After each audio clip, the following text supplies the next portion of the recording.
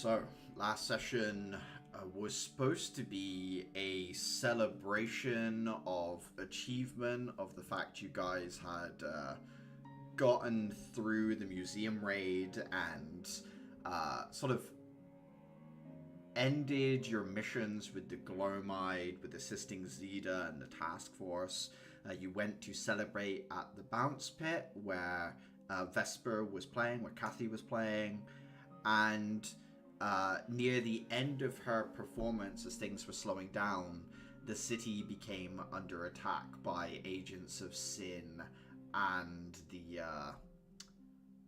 miasmic that seemed to be under their control. You guys did a good job fighting them off and protecting the people in the club, and you made your way back to East Academy. It is a bit sad that Bounce Pit doesn't have a bouncy castle. I won't.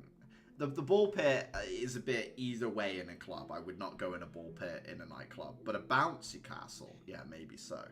Someone's going to drop needles in the ball pit. Yes. On your way back, Dafer and Uther, I think, stopped off in the church. Found it protected by twisted blackened thorns that had impaled and left some miasmic alive in pain. And on the inside, everyone seemed to be safe.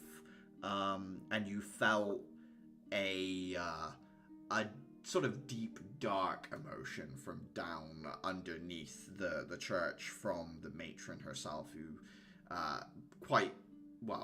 definitely source of these thorns that were around the church. He's shockingly not happy. You guys return to East Academy, and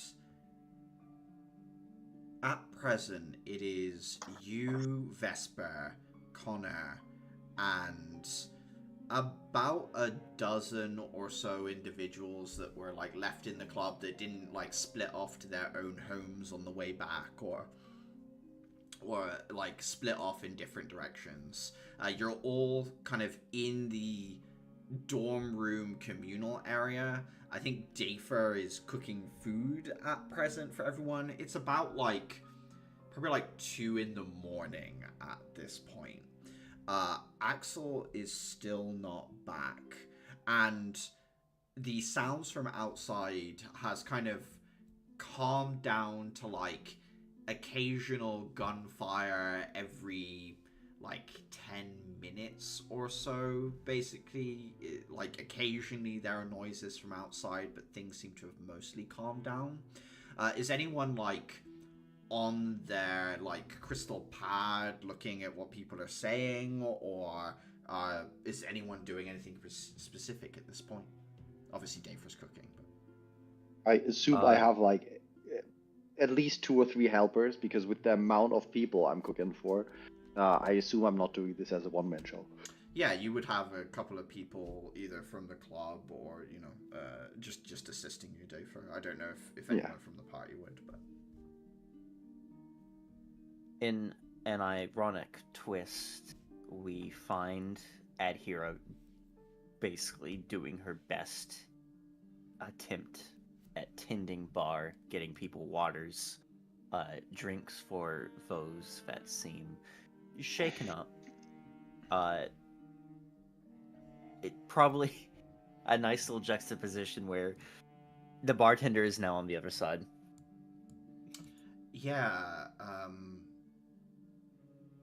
woman, short hair that has like an angular cut, a trace of pink through it, quite like dark lipstick. You can see that her hands are shaking a little, and as you put the glass of water into her hand, the surface of the water kind of slips up and over, and she spills a little on the table. And she looks at you and goes, sorry. No worries. Are you doing all right? Yeah, I've heard stories about those things, those miasmic. Obviously, the papers always say they're at the walls, and that's true, but I've never really been to the edge of the city to look.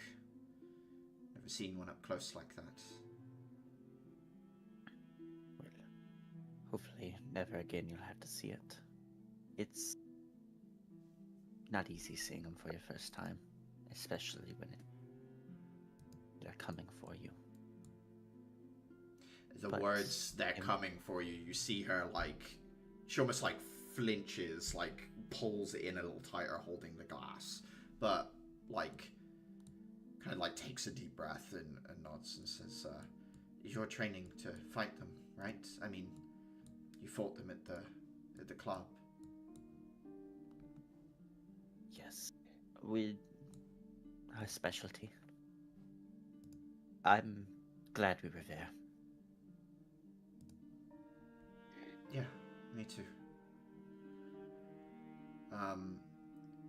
Kathy is over by one of the windows, kind of looking out.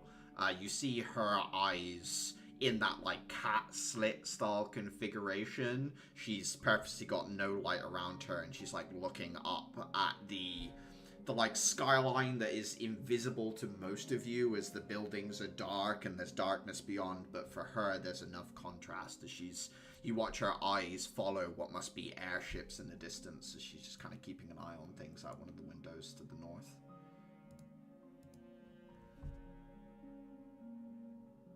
Is there anyone who doesn't seem shaken?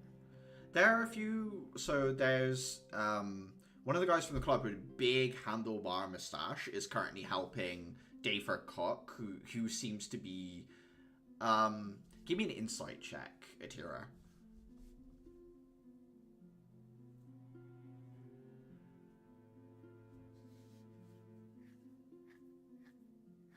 What's wrong? Different people handle pressure differently, so you're not sure whether he's not shaken up or whether his version of shaken up is to sort of project something a bit more cheery and upbeat, but he seems to be quite positive about the situation, basically being like, "You really never know where a night's going to lead, do you? Didn't expect to be at an EK academy this late, especially not cooking." And then he, like, hands some spices to Dofer. Oh, thank you. If you could look over there, I think I still need some of the chilies over there. We will need this to be a little bit spicier, given the disposition of everyone here.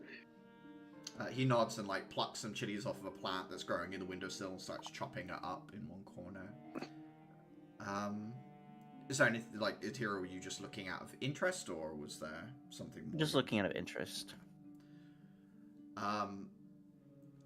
A few moments later, there is a knock on the dormitory doors. A woman by the name of Mrs. Scrivens opens the door up. You recognize her as being, like, one of the academic teachers, so someone who will take lessons on history, rune working, things like that, not one of the combat teachers.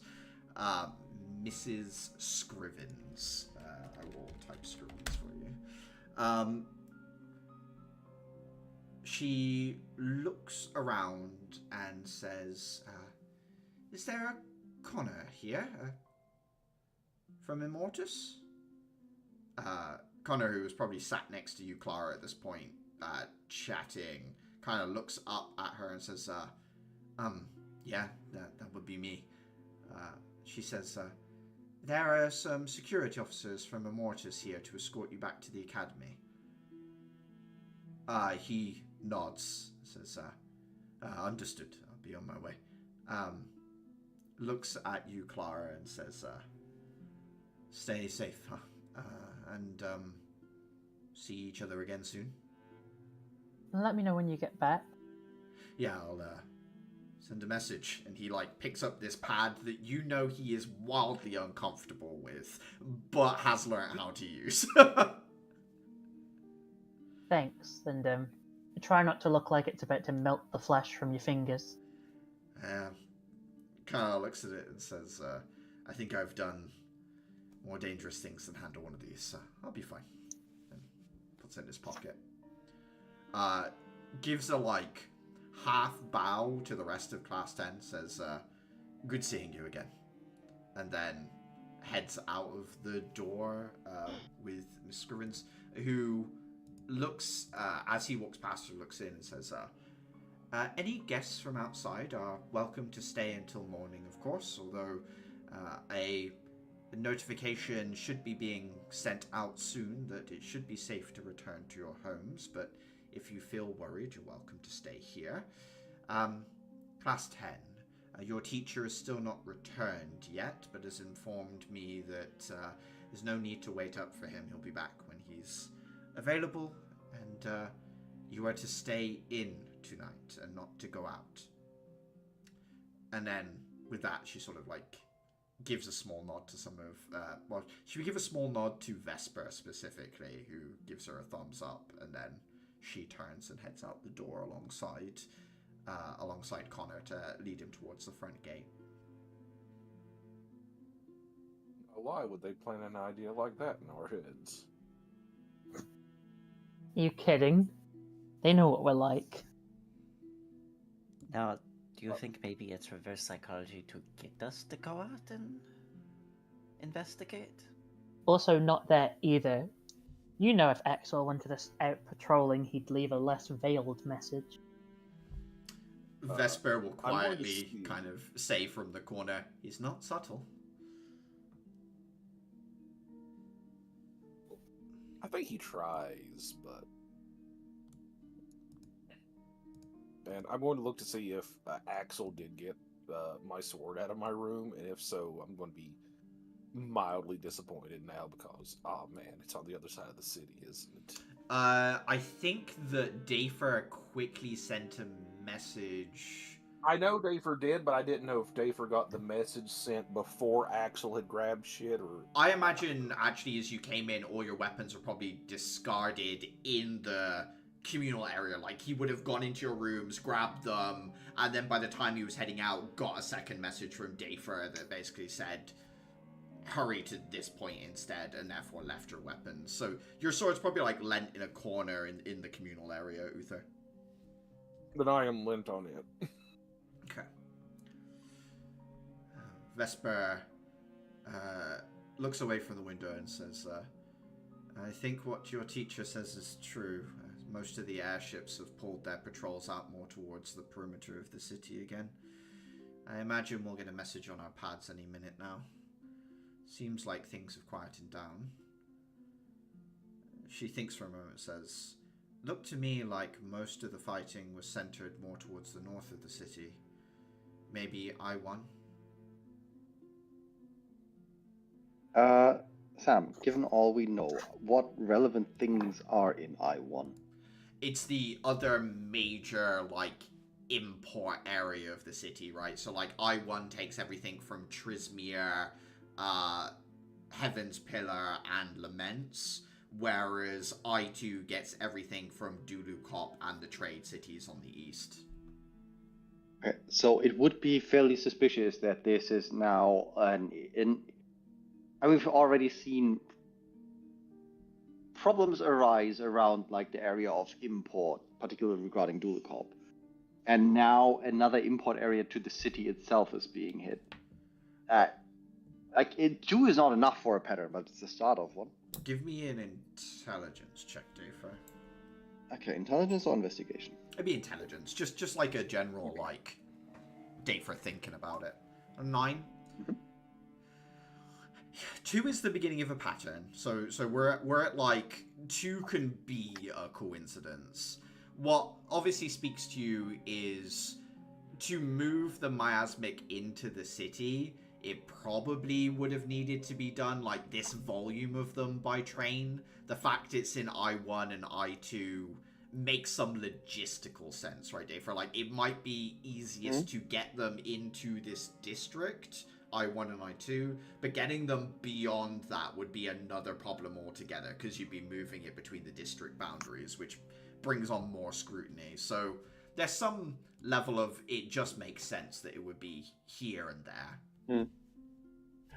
But it would be something that is now cemented in my psyche as, okay, this could, like, keep an eye on that to see if more things fit into that pattern, but also this might be nothing because there's these reasons for it. Yeah, so it's definitely the gateway into the city, right? So, like, the enemies are literally at the gates as kind of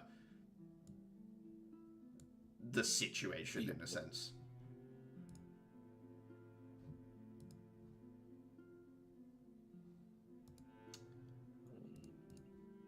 Vesper comes over and starts eating some of the food that you've made, Dave. Says, "This is good. I didn't know you could cook. It would have saved us money going out." I think Vesper is saying that, or who's saying that? Vesper says it, Dave, as she sits at the breakfast bar. Vesper is Kathy, right? Yes. She's talking about when you guys were in Calderis the last few days. Basically, you guys would have eaten at the tavern rather than you cooking. Ah, right. Right. Yeah, I try. I try to keep it mostly focused around healthy stuff, but not quite necessary right now. So eat up, even if it's a little bit more spicy than usual. What I usually use. We have to give him a break every once in a while, or he'll just quit on us. I mean, now I think about it, he was always the one pulling food out of his bag, but I thought that was just due to him carrying the largest bag. Little A, little B.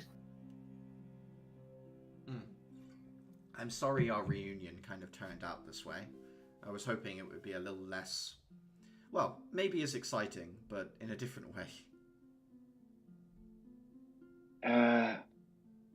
I guess the night out just turned into more work in the end. I guess we're never off the clock. Or at least, should you finish your training, you'll never be. This does make me wonder on concealed weaponry, though. Would be more useful to always have it on hand, even if not publicly visible. You should ask Connor whatever they did to his bracelet from Immortus. Or I can ask for you if you like. Oh, that would actually be really nice.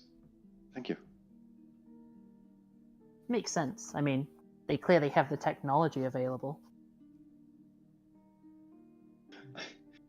It is.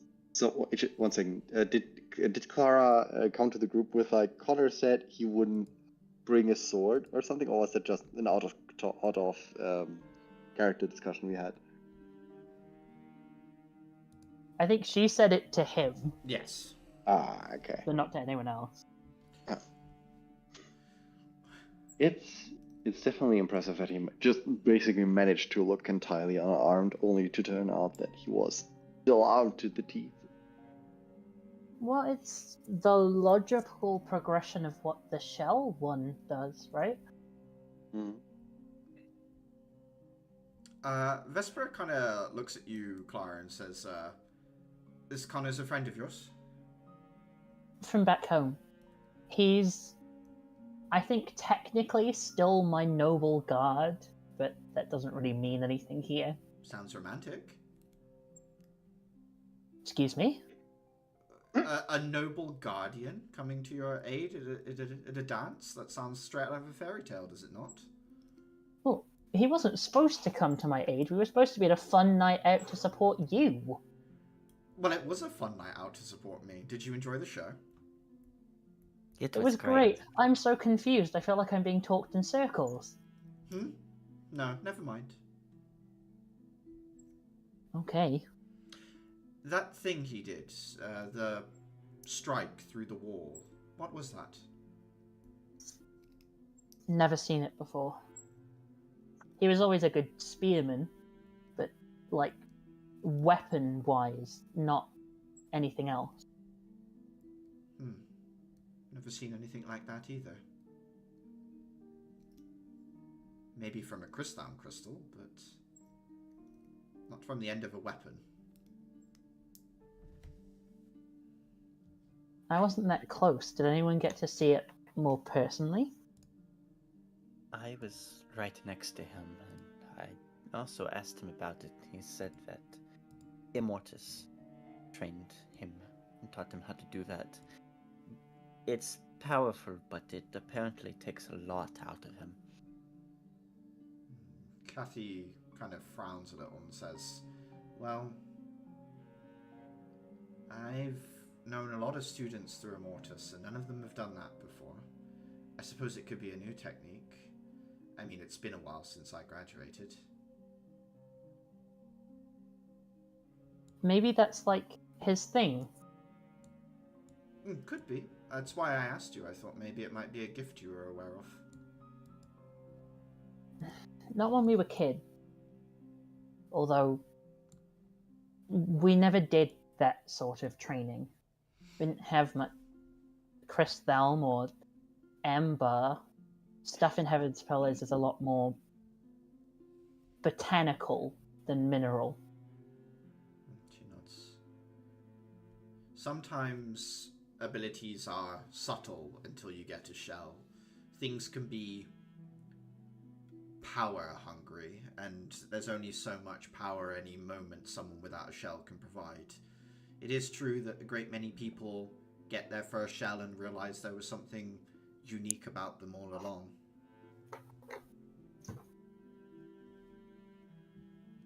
Wonder if that'll happen to any of us.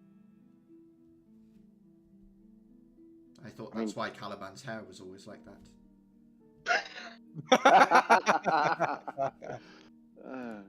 I can't say much about mine unless the durability is a special shell property that I wasn't aware of.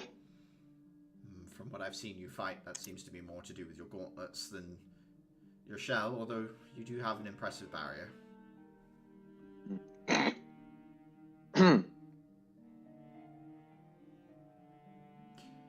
Will the other year 2 members mind if I borrow one of their beds, or should I sleep on the sofa perhaps?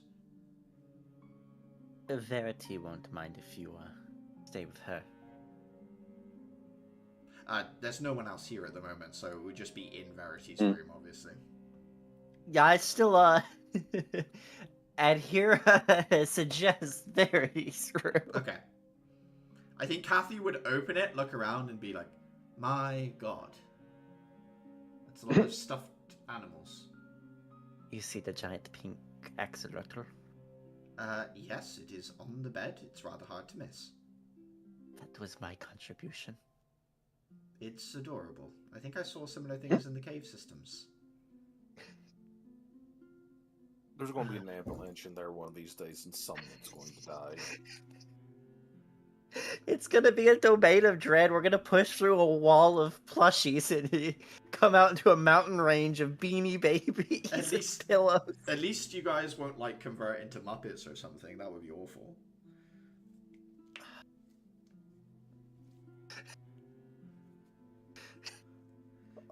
This time Caliban will be the only human. Yeah, it's like the Muppet Christmas Carol, but he's the one human actor taking it seriously. And then everyone else is just puppets, yeah. I can't wait for the for the Empress Muppet Christmas special. I fucking did it before, I'll do it again. hey, we gotta. What day does Halloween fall on? I gotta know. I don't know if It was on a Friday. We can definitely do a Halloween session still. As you guys are chatting and people are working out where they're going to sleep for the night, your crystal pads do have this like chime that is like an announcement from the Council of Judges as a message kind of pops up and basically says that it is safe to return to your homes, go about your life, and the situation is underhand. More information will be available in the morning. Just kind of like pops up on the pad.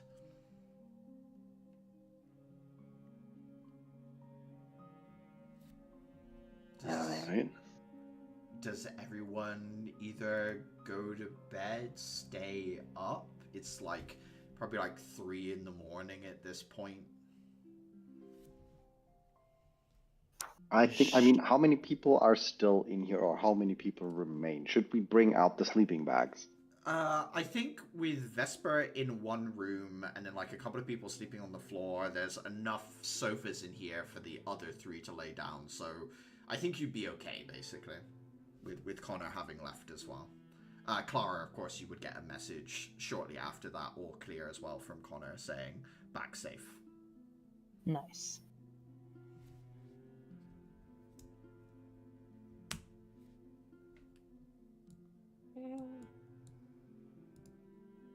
think I'd do a quick loop of the grounds before going to bed, just to shake off the paranoia. Yeah, give me an investigation check. Investigation. 11.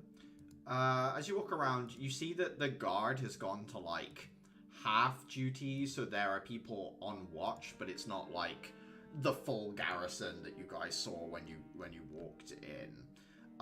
There are lights on both in the nurse's office and also the like oh god, I've forgotten the word. Place where everyone eats. Mess hall, I guess. Yeah, cafeteria. Cafeteria, that's the one I was looking for. Okay. I'll see what's going on in there before heading to bed. Cafeteria? I guess. Yeah. As you walk in, there's one person you recognize, and I think one is a small girl about 6 years old with pink hair on one side and long black hair on the other. I think maybe Clara met this girl. I don't think anyone else has. But she's at a table, kind of like half awake, half asleep. There are some guards in here. And there's also Liliana in here as well. Seems to be keeping her company. I think Liliana would like look up at you, Uther, as you walk in and say, "Oh, you're back and you're safe." Yeah, we brought some civilians here a while ago, keeping them safe. I was just doing a quick loop. Everything okay? She nods and says, I went to see my family earlier, but they wanted to come back and speak to the headmistress. We were here late as they were still discussing things, and that's when the attack happened, so I hunkered down here, and that's where I met Elle. And, like, sleepy girl with sort of, like, half pink, half long dark hair looks up at you and says, Uther.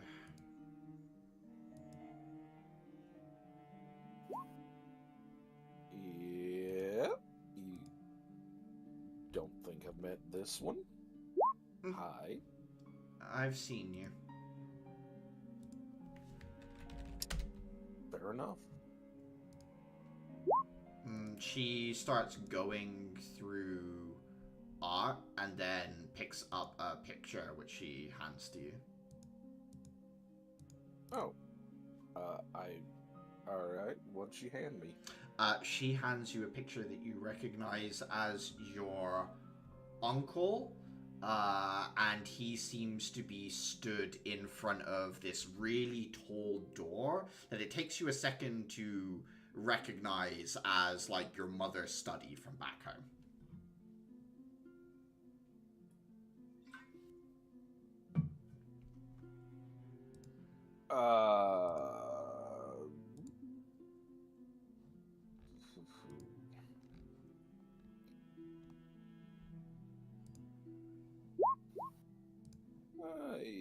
There's probably like a quick flash of like something on Uther's face, and then he just like, that's pretty good. You got a lot of detail in that. She just smiles as a child would when someone compliments their art. There's just like this like pure excitement that you like it. Can I keep this one? She nods. Thank you. And I'm gonna fold it up and slip it into my coat. It's awful late, little one. You might want to try to get comfortable. She shakes her head and says, can't sleep. Liliana, she's got so many pictures to be drawn. And then she, like, very sleepily starts grabbing pencils and, like, almost like asleep on the paper is drawing something out slowly that Liliana is, like, leaning over and taking a look at.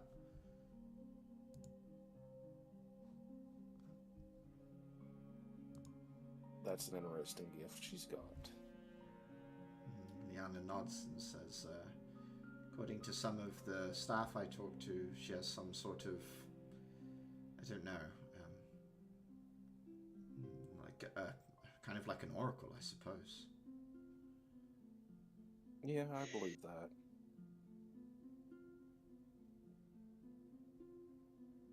You want to be all right in here then? Yeah, I'm just waiting for Mom and Dad. I think with what you guys have achieved today, or yesterday now, I suppose, the partnership between our family and your academy is somewhat secure. Well, I guess that's good then. But you're all right? Yeah, things are still, you know, uncertain, but it's starting to dawn on me that I might get to have a bit of a normal life for a while.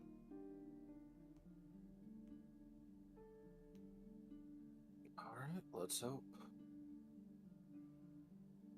I better go fall over. I don't suppose Axel's going to let us off tomorrow.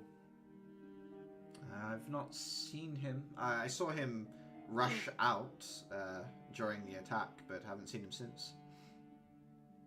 We were told not to wait up for him, but you never know when he'll get back.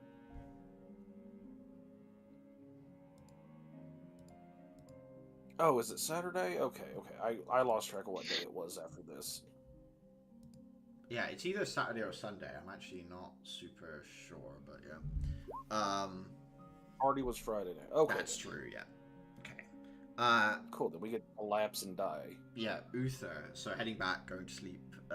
Anyone else staying up? Obviously, Uther had a little look around. Did anyone else want to do anything before going to bed that night?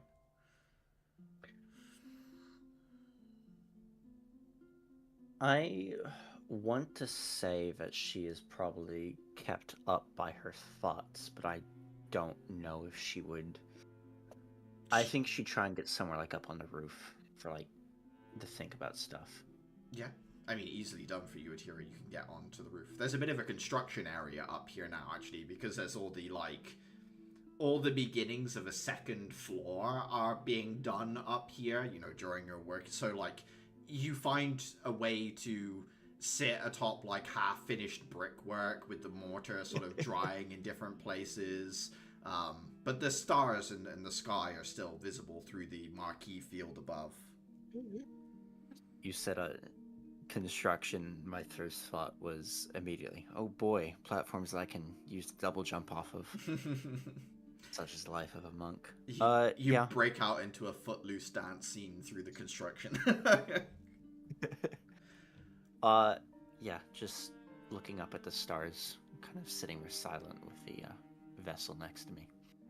Yeah, Terminus would lay there on his back, little frog in an armored suit, looking up at the stars, and says, "Sure are interesting times, aren't they?" Yeah, lot to think about. Didn't want the stars in your room tonight. No, I don't think I did. You miss him, don't you?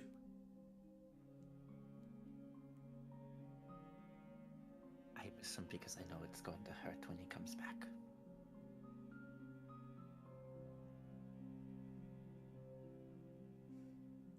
There's like a little, like, inhale, exhale from Terminus. It says, I've seen a lot of things fade away. Lots of stuff disappears over time. I mean, this great city is literally built in the rotting remains of an empire that truly at the time believed itself to be untouchable. Chosen by a goddess, not in a weird wishy-washy sense, but in a literal one. She spent most of her time on these lands. Obviously, that was more to do with the Archangel that she had at her beck and call, but I have noticed that there are some things that don't corrode as easily. Some things always seem to happen over and over again. One of those things that always seems to pop up every time I'm here in your world is people falling in love. And yes, I'm not saying things like that can't fade, Atira, but there's also a reason it keeps happening. Don't you think?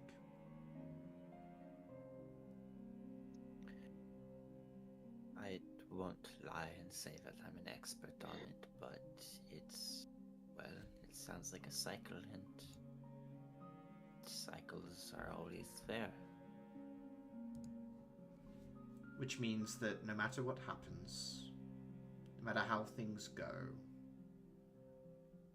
this was something important that needed to happen. Be it part of a cycle or something that isn't going to fade away, it's still important.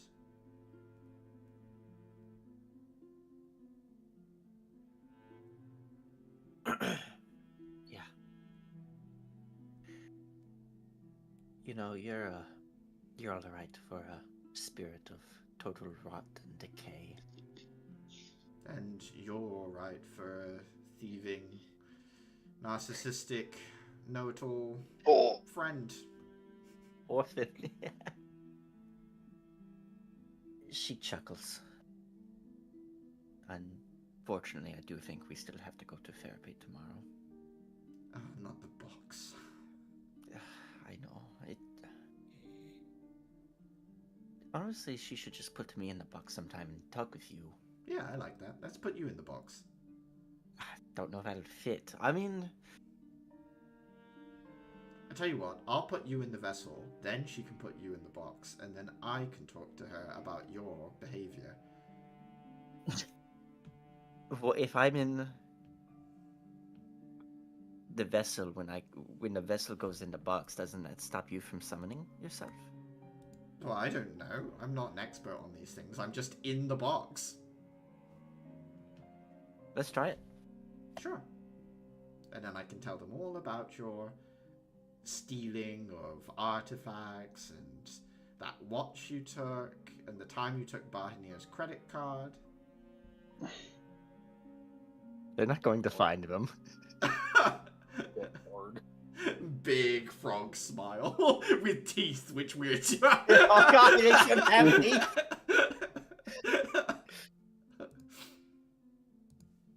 Like the fucked up Kermit knockoff. I genuinely, one of the things I think about is how, like, when people make videos based off of AI and, like, it's constantly changing and, like, putting in, like, uncanny things, I imagine spirits being that. There is nothing that like stays. Immutability of them. I think it's probably closer to how I would imagine the things from, like, the zero-dimensional sort of space, but yeah, I get what you're saying about...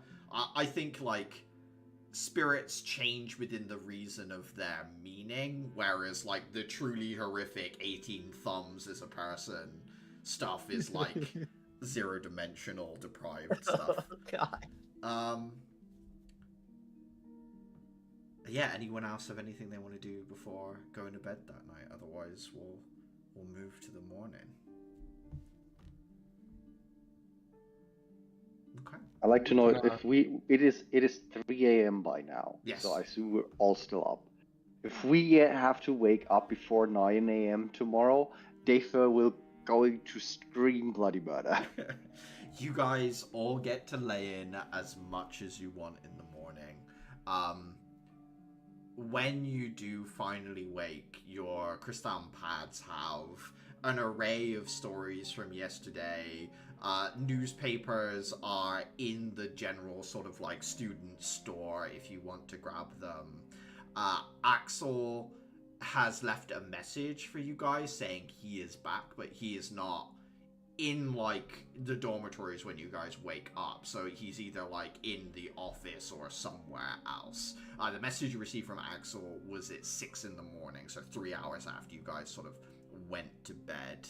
But yeah, no one is really back yet. Everyone's sort of expected back this Monday, so yeah, things are dead quiet apart from the fact as you look out of your windows, the air patrol has pulled in around the center of the city, the north of the city, and the east of the city, and there's a very light patrol around the border compared to usual.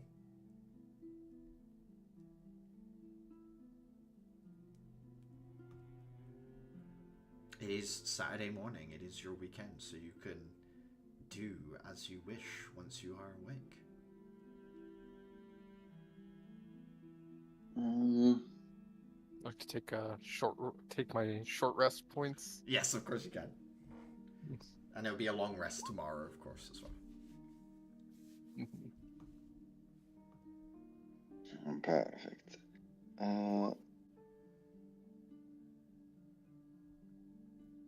Most of the quote-unquote guests that were in the dorms have left by the time you wake up. Vesper, however, is still here, and is like sat in one of the windows of your dormitory, just kind of still doing the same thing, like a cat watching things out the window, looking at these airships and just keeping a mental note of where they're going and what they're doing at the moment.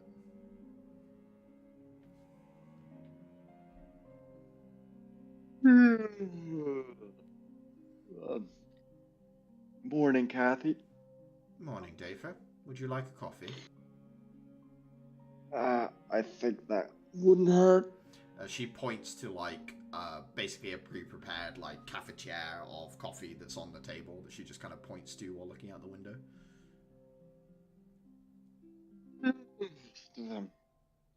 Oh, I think, give me a second. Pour myself a cup of coffee. Anything interesting in Windows news? I think I was wrong last night. Not just I1 and I2, but something more towards the center of the city as well. Other than that, no, not really. She kind of stretches out, like full body, legs out, arms up, all the way from top to the bottom, and then turns to face you and says, I'm going to grab a newspaper. Would you like one? Yeah, won't say no to that. And she sort of opens up the door and sort of jogs over to where the general store is. Now, what would be a really nice breakfast after the shit show that was yesterday? You know what? Bacon and eggs can't go wrong. Maybe some beans on the side. Hearty breakfast. Full English Dafer. Yeah. Obviously, Dafer's cooking. Kathy's run out for a newspaper. Anyone else got anything they want to do in the morning?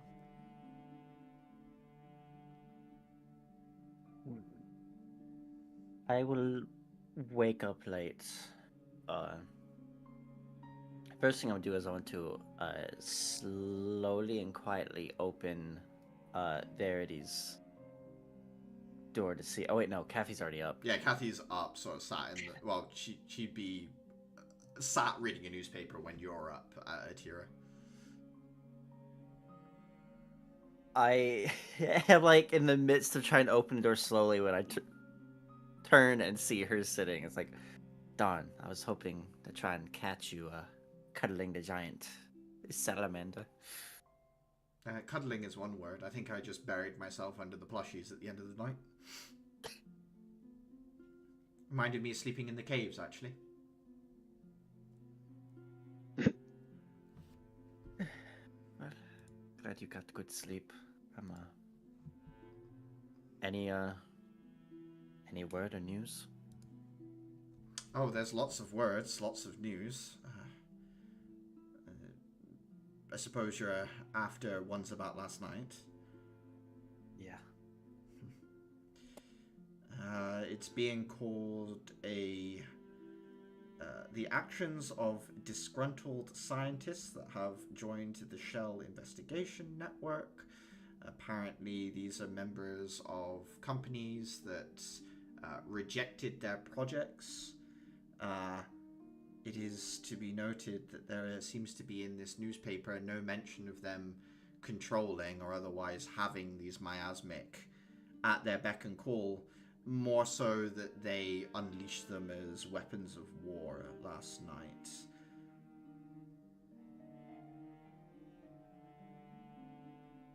Seems like the attack was in I-1, I-2 in the Stone Rose district. And along the merchant line in general. Stone Is it the Rose Stone District. Rose district? Where, yeah, isn't that where Bahina is? I mean, there's a lot of decently wealthy individuals in the Stone Rose district. Ah, okay, fair point. I was mostly thinking in terms of the raid we did with having believed that after taking care of that one, there wouldn't be much more of value to lift from there, but there's plenty of wealth to be lifted from there. Maybe they were just also using this to get funds. Anyone prominent kidnapped? She tilts her head and said, the group you went after were smugglers, right? Not necessarily only smugglers, but it was a thing they did. Well, maybe they managed to smuggle the miasmic into the district.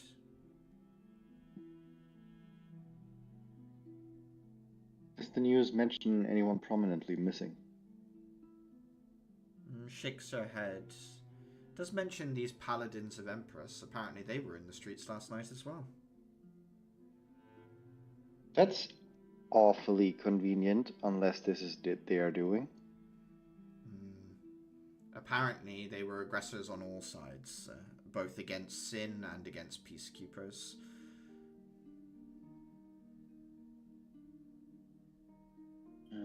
In what way were they showing up?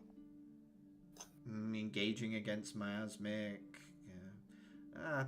It sounds to me like they were attempting to protect civilian citizenry. They probably couldn't just sit by while there was danger, and then probably ended up engaged with the peacekeepers once everyone realized who everyone was. I mean, how do you realize somebody is a paladin of Empress? I mean, they could just be plainclothes civilian looking. Plainclothes civilians throwing people through buildings do tend to stand out, however. I mean, yes, but then what distinguishes them from, I don't know, a general EK? Well, our pads usually have IDs that can be either scanned. A lot of EKs will yell their title on identification. There's a bunch of different ways, but I guess these paladins likely just unloaded upon the peacekeepers upon sight as well. Who knows? Maybe Axel does. He was out there in the thick of it. And no...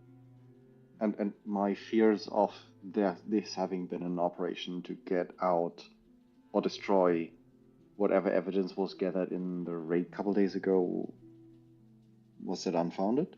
She turns deep into the paper, and what probably would have been front page news, have the events of last night not happened, the arrest of the Glomide officials, the tie to several wealthy merchants, and an ongoing investigation into the involvement of the judges is squarely in the middle of the paper, buried away, as she holds it up to you, Dafer.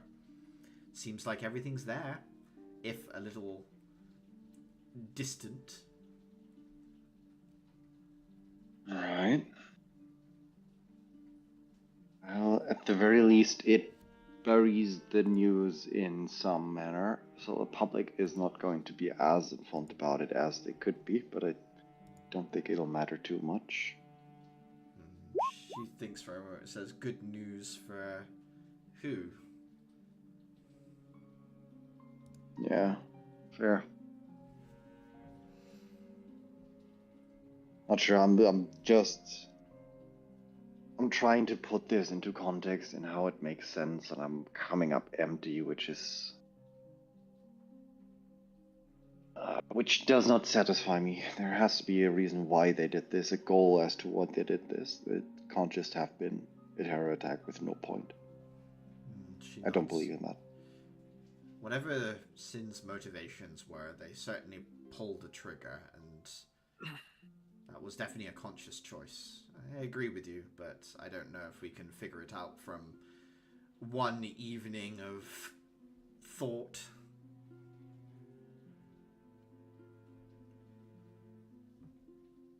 Yeah.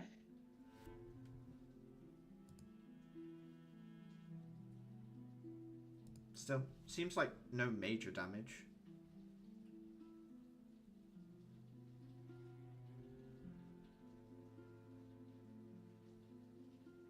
Oh, you could Which smile a little bit. I know it's troubling, but come on. You protected people. I think I'm the happiest by the fact that we managed to get almost all of them out. I mean, the bouncer was a lost cause, but everybody else got by without a single scratch. And that's all thanks to you all. Good job. Yeah, we did good.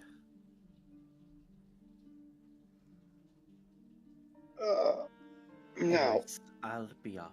I need to go to therapy. without breakfast? That's a good point. I can procrastinate.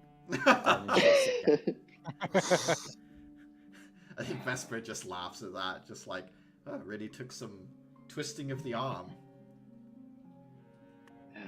Without breakfast? Oh, well, if you insist. I guess I'll just have to miss it completely.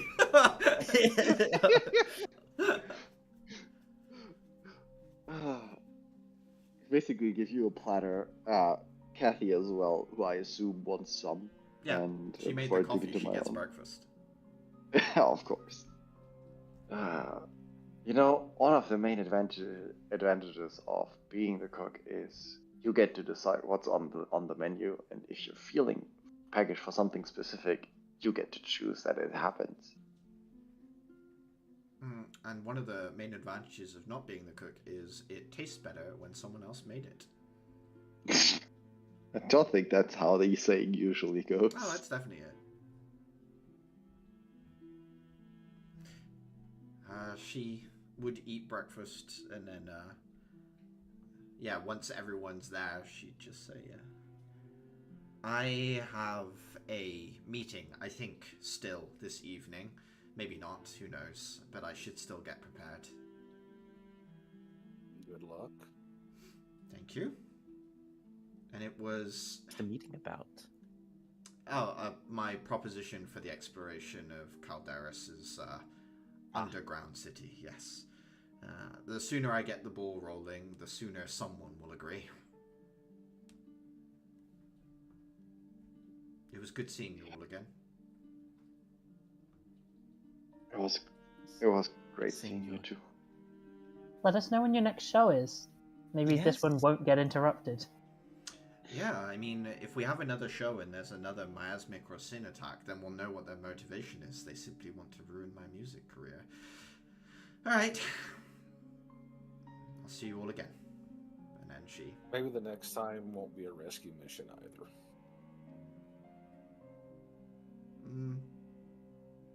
No promises. See you all again. And she heads on out. If she has to be rescued again, I think she's just going to get killed, and it won't even be by whatever's down there. She's with not her. yet out of earshot, Uther. No, she is. She's left. I don't care. I can't believe Kathy is this universe's Matt Damon. Oh god. What? She hears everything. Every David doesn't know. every film Matt Damon's in, he's being rescued from somewhere. Think about it. David Yeah. doesn't know Kathy's effective listening range. He just knows it definitely includes 4 meters through a wall. Yeah, no, she can control sound, so there is that. Mm.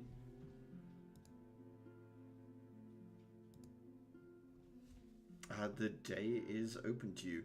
I mean, there's loads of talk on like scroll message boards about last night. People were sharing conspiracy theories and other bits and bobs like that. Mm. Otherwise, East Academy itself seems to be completely normal, like completely back to normal. Workshop students too busy in the workshop to really care about what went on outside anyway. Like, some of them you see like having brief conversations about it, and then they get distracted by material sciences and other things, and they just go straight back to seeing what happens if you run a crystal current through a piece of silver and so on and so forth. That just seems to pull them back away anyway. Damn. This really I is need to why have- it's why STEM degrees need ethics courses.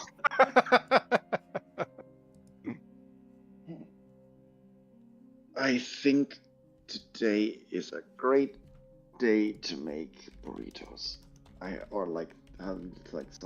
Something like it. Should be fairly filling.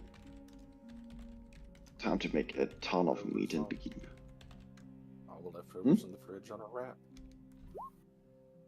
Something like it. Just needs to also feed like 40 or 50 people. Or how many? How many?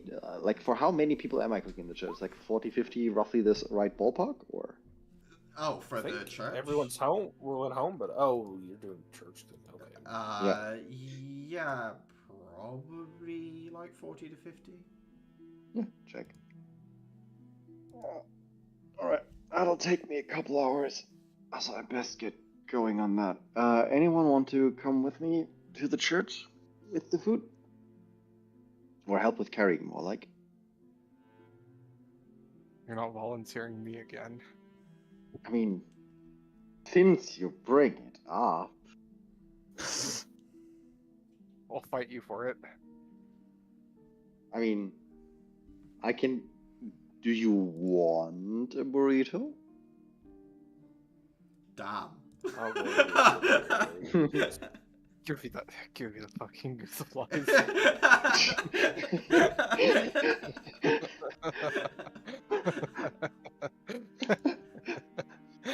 My party is food motivated, yes! Pot's tick next to still human on Caliban.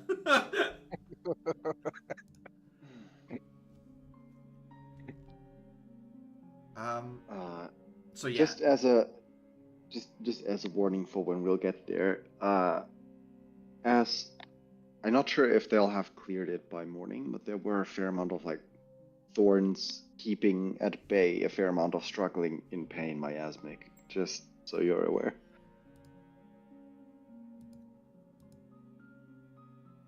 Saying that to Caliban, so he's like not surprised by the situation when we show up there. What'd you say? I informed you of what we saw around the church when Uther and I visited them last night. With how there were like was like a thicket of thorns that contained a lot of miasmic, intentionally keeping them at 1 HP and in pain. I see. Yeah.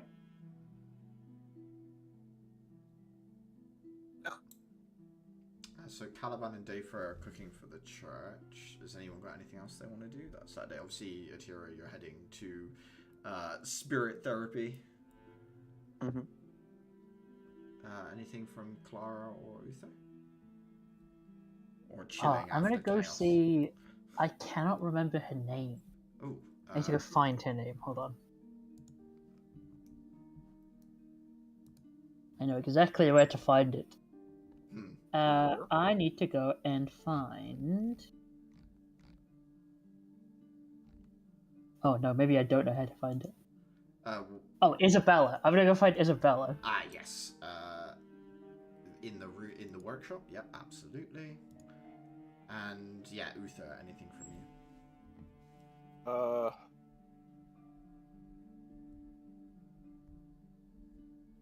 Fuck it, I'll pass her Crescent today. Sure.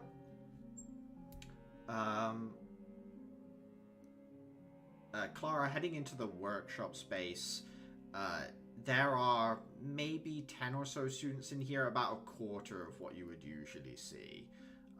Isabella is one of them.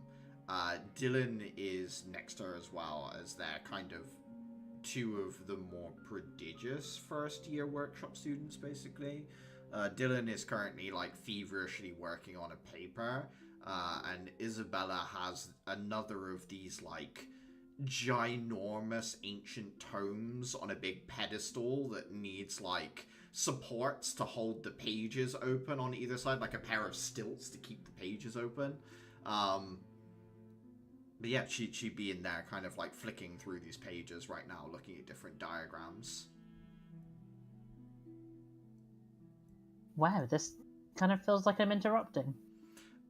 She glanced over her shoulder and says, "No, looking for a very specific set of shapes, and frankly speaking, I'm not finding it, so you're interrupting, just being frustrated. What's up, Clara?" I have a really big ask. Sure. I think I need a new weapon. She tilts her head and says, a new weapon? Yeah, a new one. You don't want to modify what you have? I forget if I've already asked you this. How much do you know about my history? She kind of shakes her head and just says, just what's been in the newspapers, you know, things people say. My chakram, it's made with my family's blades. One of them is my father's, one of them is my brother's, and one of them is the practice sword that I used to use as a kid. I recently realized that I can't ever really get stronger if all I'm doing is holding on to the past. So I want to change. I think I have to start with the ground up. Well, I'm happy to help design you something. I guess, do you have an idea in mind? Yes, and it's going to sound absolutely insane, and I actually don't even know if it's possible. Well, I'm both scared and excited. Go on. Clara's going to pull out like a little sketchbook. Here. Theoretically, what I'd like to do is take a bow and give it the capability to break down into like a string of pieces along a whip. I'm not very good in close quarters combat because I never really prioritized it. My brother and my guards were always much better at it. I used to sit from a distance and do very little engagement. But I've realized it's not entirely possible to do that forever, so I need to lean on training I do have, which is dancing. Okay. So a serrated whip with a bow form is sort of the idea. Yeah, I'm comfortable using both, and I know it's possible to have weapons that change forms. Quite a few of my classmates do. I just don't know if you have to have some sort of, I guess, sense between the two forms, as opposed to two things that would never be seen together, probably for good reason. There's another student I know that's working on a sort of a construct serpent design. I think I might be able to get some pointers from him on the articulation on the bow piece itself. I think this might be possible, Clara, but it will take some time. And if you would be willing to spend some of your evenings giving input as well, it sounds like this is something that is of deep personal interest to you. I think that you should be involved in as many points as possible. I'm not opposed to any of those. The fact that this is even possible is, quite frankly, further than I expected to get. As long as you don't mind me bringing a guest in my evenings, I kind of have a pet I need to look after that I probably shouldn't leave alone. That actually sounds incredible. Is this the creature that was seen in your dormitory in the windows looking out that is part bear? Oh God. Yeah, that's him. Yeah, there's a bit of a... she walks over to another side where someone has drawn artwork of 3 different heads licking the same window in like a little cartoony style. It's just like... She says, yeah, it likes to lick the windows. Yeah. It's a little bit unfortunate that I kind of brought him home the same day I already had plans, but that's good to know. I wonder whether that's just a texture thing or a feel thing, or if he just wants to be outside. She shrugs and says, maybe dragons like licking windows. I really don't know much about dragons. She kind of looks at one of these heads. Yeah, that's him. He's the one I'd want to bring. Okay, sure. I'd love to spend some time with that. Them. Yeah, actually, I don't know him, her, them. One of the above, surely. They, perhaps. Oh, maybe. She says, don't worry about things being impossible when you walk into the workshop, Clara. That's kind of why we're here. You know? You guys are the ones who are doing the impossible, going out there and risking your lives. I'm just happy I get to make it safer for you. I guess, but in that manner of speaking, you're the ones who make our impossible possible. Oh God, there's so many layers. She nods and says, let's not get too circular, since we're moving away from that anyway. It's gonna be interesting. What are we gonna do with the codex you put in the grip? Well, I presume there might be a way to transfer it over. I mean, bows still need hand grips, and so would a whip sword. She thinks for a moment, says, actually, the codex might make this simpler, since you can will it into the right shape to lock as well. And then you see that she's just like immediately into like mumbling to herself, walking towards a design diagram, like drawing it out and sketching it on a big blueprint sort of document on her stand that she's got where her desk is, as she's talking to herself about how that would work.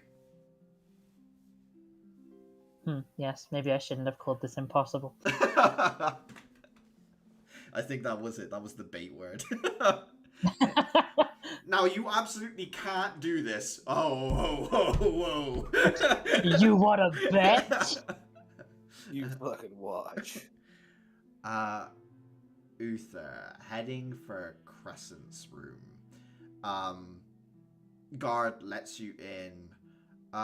She's in there, sat kind of at this small desk base that she has. She's got colored pencils and stuff.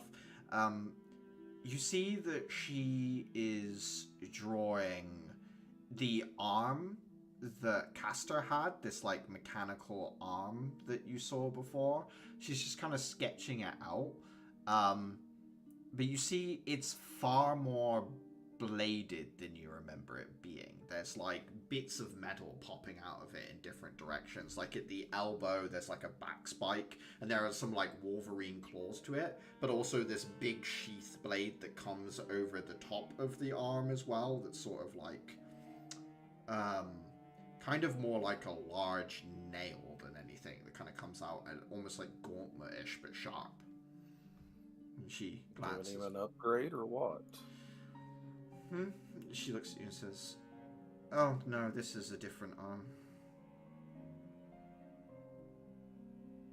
I haven't had the misfortune of meeting that one. There are lots of them. Never wanted one myself, but this one was pretty.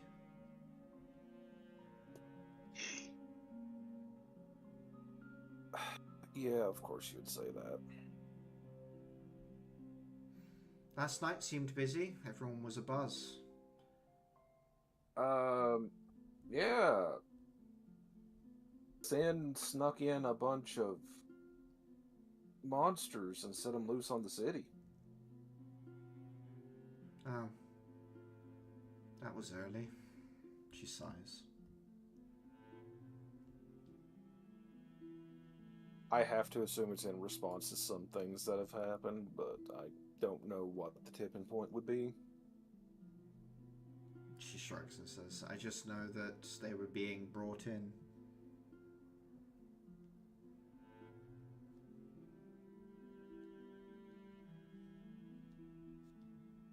Anything you care to add on the subject, or? Well, as far as I know, they were planning on doing that at the end of the year, so months and months early.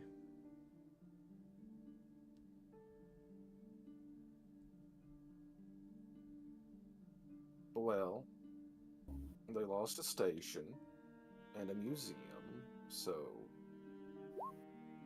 desperation play all around, I guess.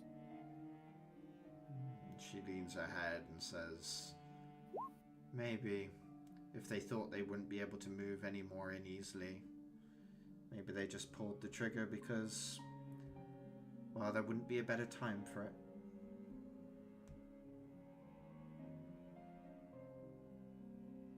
I don't know what it accomplished, but The Sin people never really talk too much to us worker types,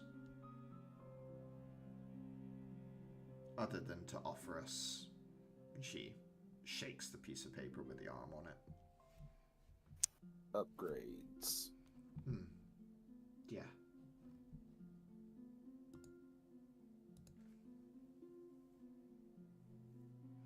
At the risk of being rude, nothing for, and I just kind of tap where an eye would be.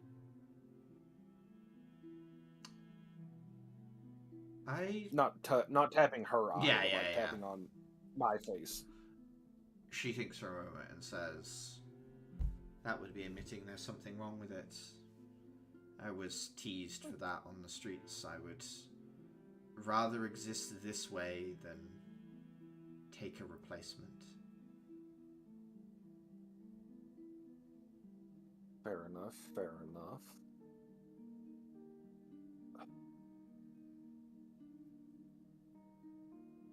You know anything about a weird blue clown? Give me an insight check.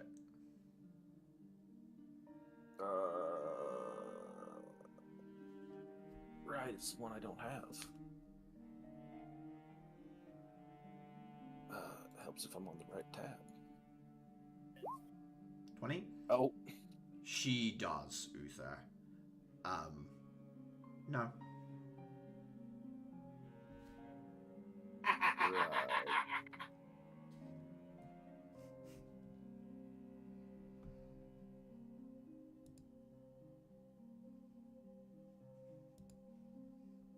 What do you want to do? I suppose you don't want to. I'm just going to squint at her. Yeah, I suppose you don't want to talk about that, do you? Not for free. Let's not make it easy for me. I don't have a lot of bargaining power in this situation. Well, then find someone who does. Yeah, I'll make a note of it. I think I've been more than helpful so far, and I'm thankful for the pencils that Clara got me. But I would like to be allowed out every now and again. A little bit more than just walking the corridors. It can be with your whole class guarding me if you like, but I'm bored, Uther. And if I get bored, I'll start thinking about a way out, won't I? None of us wants that. The fact that you haven't already tried is honestly shocking and commendable to me.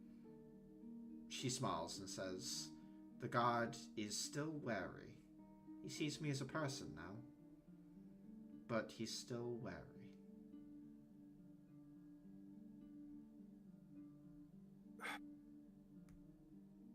I'll be sure to give him a horror story on my way out. That would be smart of you. She just kind of turns back to doodling again. Oh, Uther, have you made up your mind to kill them yet? I've been busy with other projects. Haven't had time to think on that. Okay. And she kind of turns back again to what she was doing.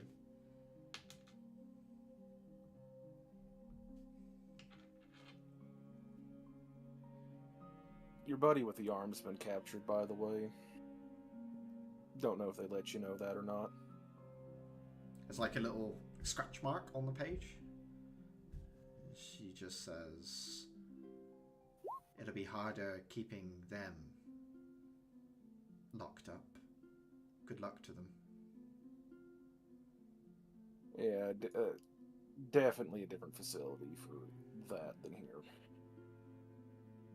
She just nods quietly to herself and seems to she gazes at the wall as if it was a window, sort of like looking through it into the distance, but more like, just lost in thought at that point.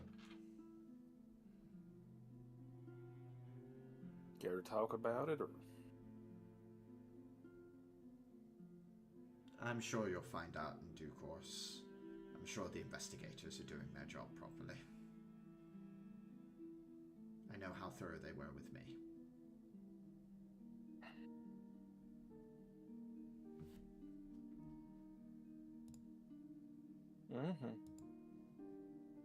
Any message you want to pass along?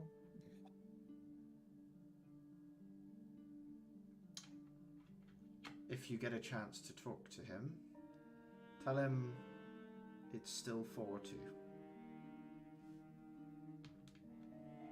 It's still 4-2? Still 4-2. Interesting. Cryptic.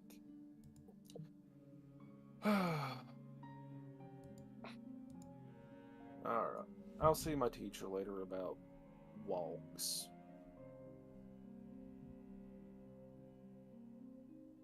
Try not to go stir crazy. And I'll head out the door. Okay. Did you want to go and try and find Axel, Uther, or?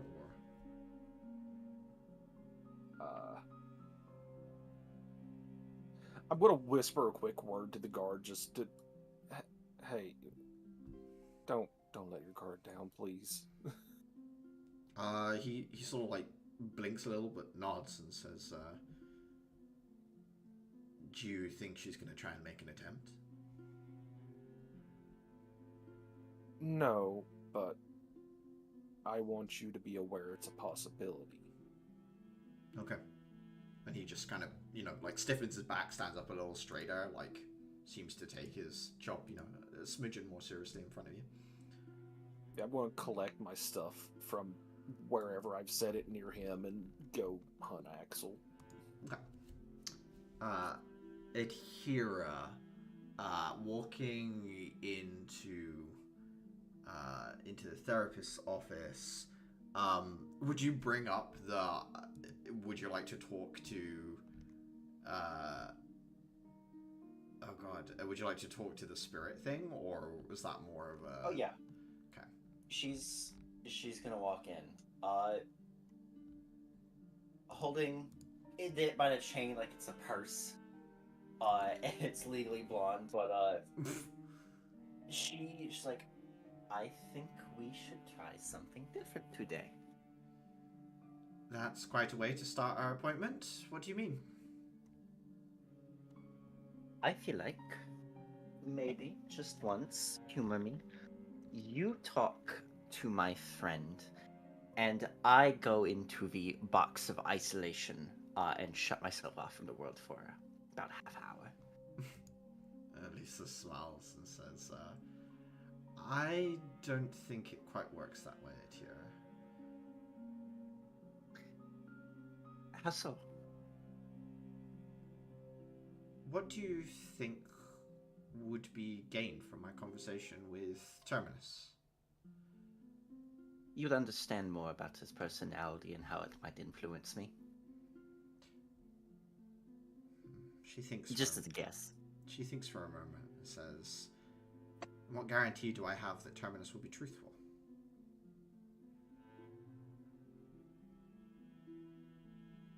You don't, but... And she kind of dips the vessel into the box so that Terminus can't hear. Mm-hmm. He's a big softy.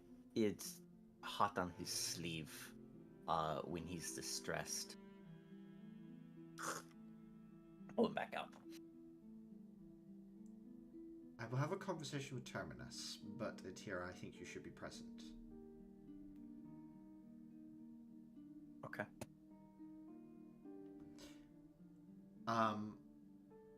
Adhira, you sit nearby while she talks to Terminus. She talks to him about what it means to be Terminus for Terminus. Like, what does that mean? And he obviously goes into, like, I'm a spirit of rot. I am the passing into decay of all things and the new thing that springs forth from it. She's like, which is a natural phenomenon, something inescapable. It happens all around us every day. But where do you fit in as an individual? You're more than just a concept, Terminus. You're able to exercise will, to think, to feel. There is nothing like that when I leave an apple out on a table. It will just happen. The process will occur. There's no will behind it. You yourself have something you want. And you see Terminus get, like, a little uncomfortable as he just says, I want to,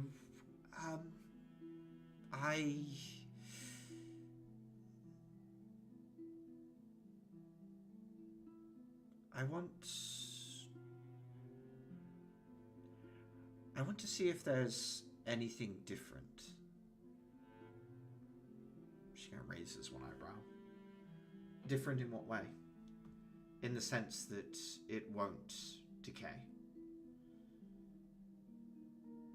I've seen a lot of things. I've been around far longer than most people can imagine. I talked a little bit about this to Atira last night, but there was one thing that I thought would be forever.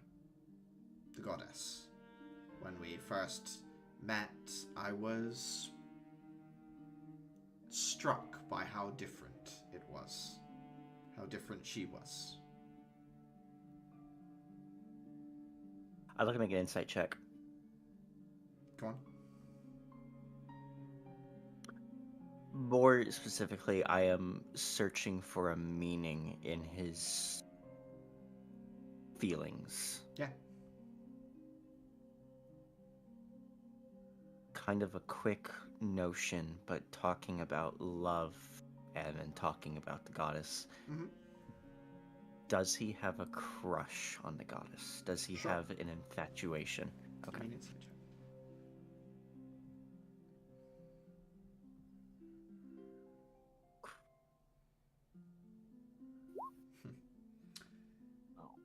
Crush, infatuation, love, these are all, like, very human ways of describing something that perhaps a spirit can't quite feel. Like, love in the sense that he can care for something, Adhira. How do I put it?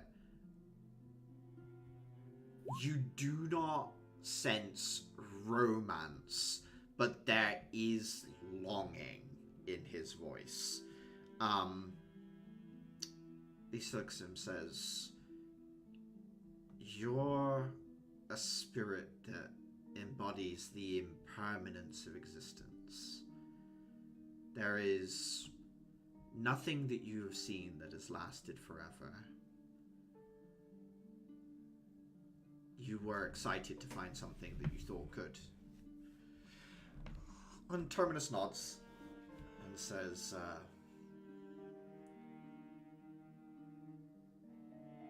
everything that is physical or that has existed seems to fade.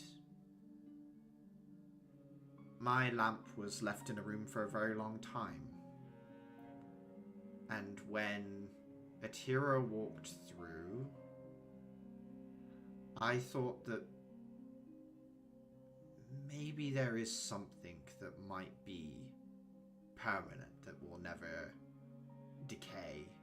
Or maybe more accurately, there always has been something that is permanent, that will never decay. And that is my memory of the things I have done along the way. He thinks for a moment and then looks over at you, Atira, and then says, kind of just quietly enough that only, like, you can only just hear him when he says, I've seen every mountain, every tree, every plant, every living thing. There was nothing new. But people are always different.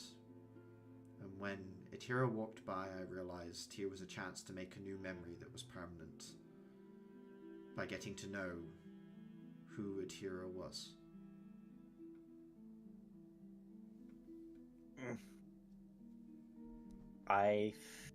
That hits her.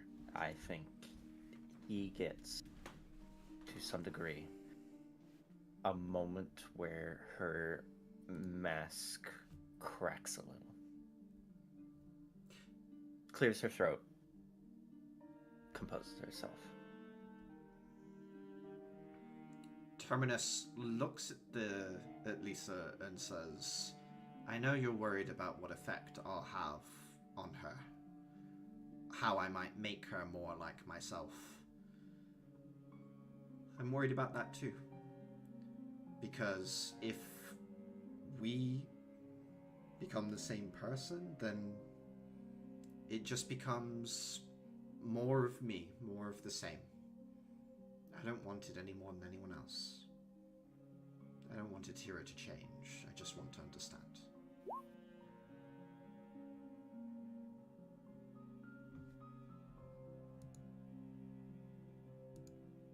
Give me another insight check.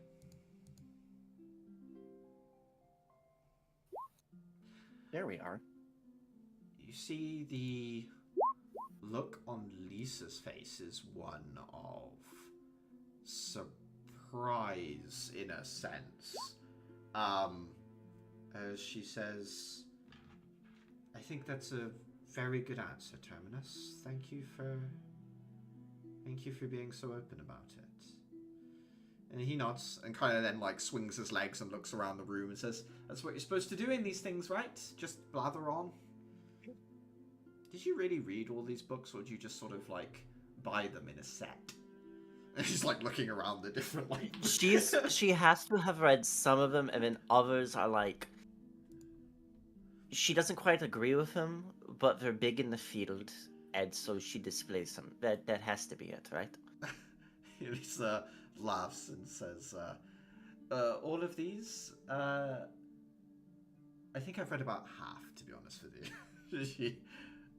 You should get some fiction in here. Maybe I should. And then she would obviously finish talking to the two of you. Over, not just then, but like finish actually having a session with you two. The session. Yeah. Caliban and Dafer, you guys cook, head towards the church. Upon arrival, there is the like decaying remains of the thorns that sort of strewn around. They've become ashen, and while they look kind of like petrified and stone, you can see that actually upon touch they like crumble into dust, and it's all peeled away from the church and left the church looking ashen itself. The stonework has gone like a stark grey, and as the wind hits it, occasionally this stuff like wisps off. There's no sign of the miasmic. Interestingly enough, around most of the city, there are groups of peacekeepers with like essentially crystals using fire to fuse the miasmic remains into metal to go be disposed, but there is nothing nothing around the church whatsoever. From all I know in terms of like killed miasmic, is them like flaking off into like ash pieces like this normal? I remember them being a lot more sticky in their remains. Yeah, so their remains flake away into metal shards, and those can get into the environment and almost like seeds grow more infection. So normally what the standard, like, you would fuse them together because they're kind of metallic with heat and then ship them away back into the wastes, or you can use a marquee field to eradicate them because they hit each other with equal force and both dissipate. This ashy stuff doesn't appear to be the miasmic flakes at all. It's got more to do with the thorns. The flakes and stuff that are being fused together, they're much more of like a metallic black shard, whereas what's in front of you is like ashen dust, and it seems to just be the remains of the thorns.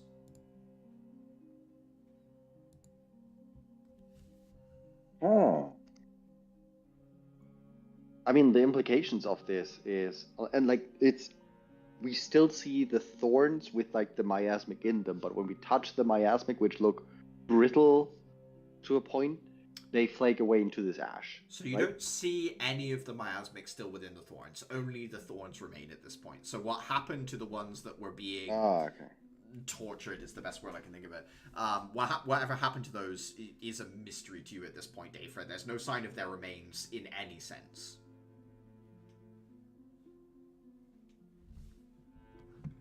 Okay, and if I touch the thorns, I like see Sash come away with like this ash. Yeah, it's like ash dust, and like sometimes touching it just causes entire sections of it to collapse into dust as well. It's like there's like archways of it and things that are still there because that's the best shape for it to hold. But any sort of contact with it just makes it crumble into nothingness. Okay. I will note the only thing that ash doesn't seem to stick to is Caliban's hair. Of course. Okay.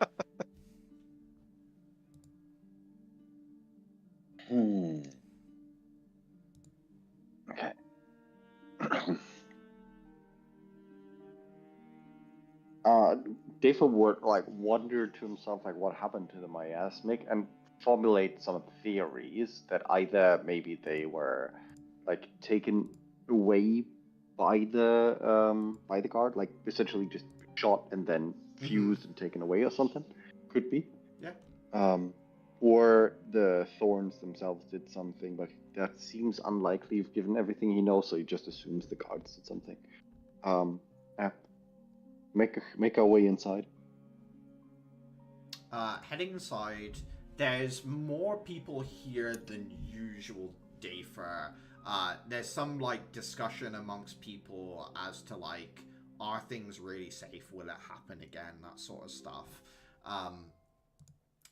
The man who you've seen a few times by the name of Garrick, who's like the matron's, I would say like bodyguard, but like second hand or like right hand in a sense.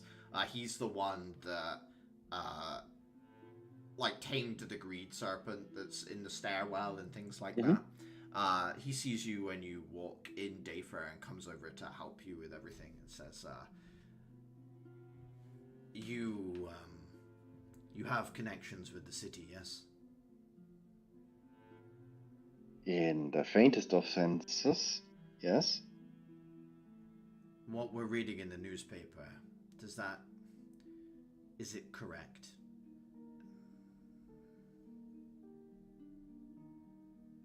I did not.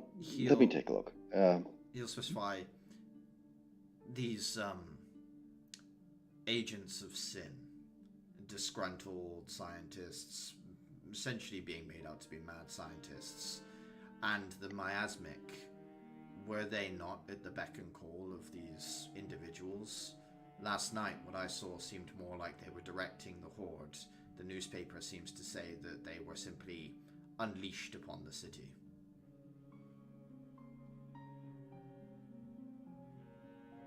Are we talking out of earshot of anyone? It's not out of earshot, but how do I say it? It's noisy enough to cover up your conversation. It's the other kind of like secret conversation where there's so much background noise it would be very hard to listen in. Okay. Devo would lower his voice and be like, they were specific, not all of them were capable, but specifically the Sin agents we encountered were able to direct them. Be prepared for that. He nods. Thank you again, Dafer. And then he would help handing out the food to individuals.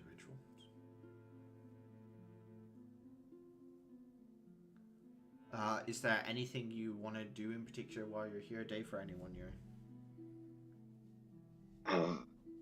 I mean, I would definitely like do another like small session with Fiona, see if she made any progress, and I would actually, you know what, Dafa would tap Caliban on the shoulder.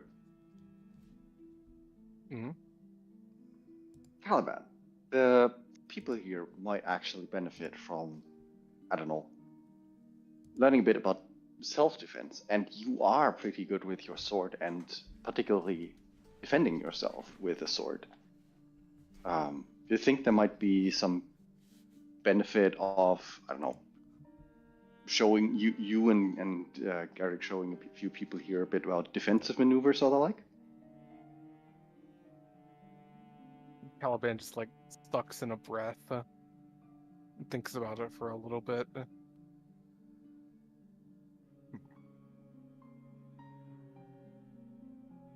I mean, it took me a while, but I suppose I could help with some fundamental parts, I suppose. Caliban, you and Garrick would, I guess, in some degree spar with each other in order to sort of train some interested individuals in how to defend themselves in a situation like this, the basics and the like. Midway through the session, Caliban,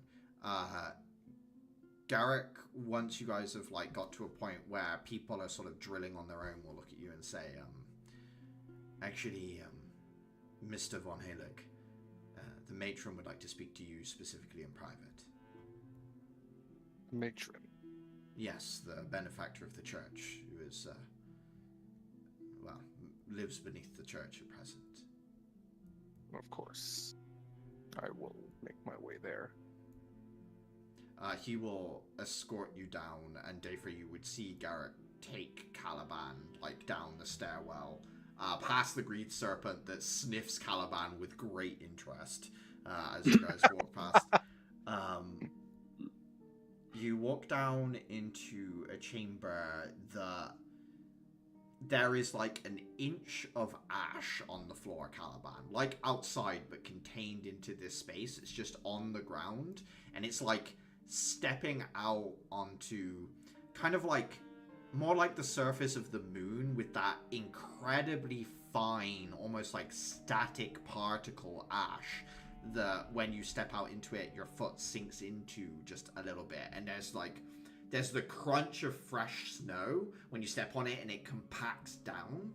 And then the matron herself sits there in pristinely all black, veil down. The room's filled with this ash, but not a piece of it sticks to the outfit that she is wearing. As she looks up, Caliban, she says, It has been a while since I have talked to one of your ilk.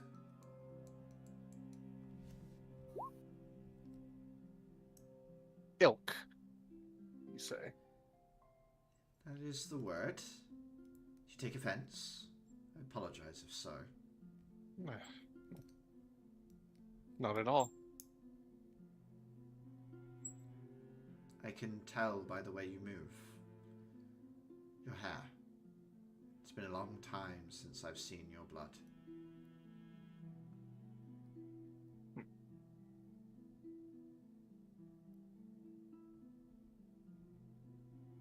Please, sit.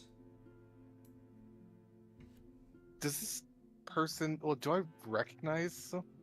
I don't know if you two ever met face to face. You might have Caliban. This is a very long time ago if you did. I think we might have saw her in like the first meeting. I don't know if Caliban saw her though. Oh. I think Caliban was still upstairs when people came to talk to her, so I think this is your first time having met her face to face, Caliban. You've been like near her before. Okay.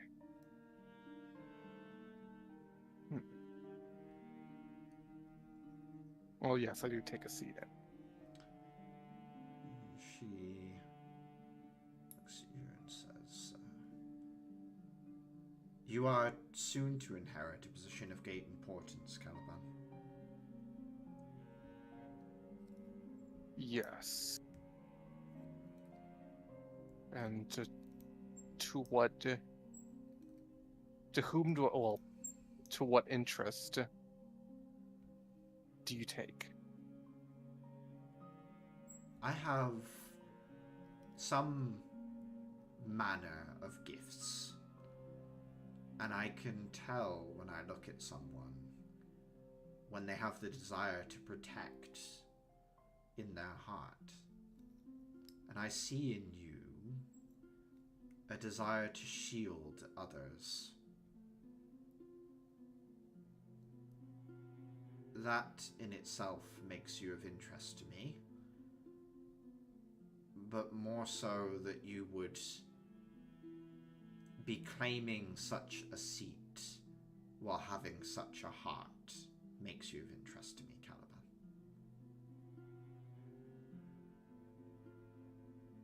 I believe I follow.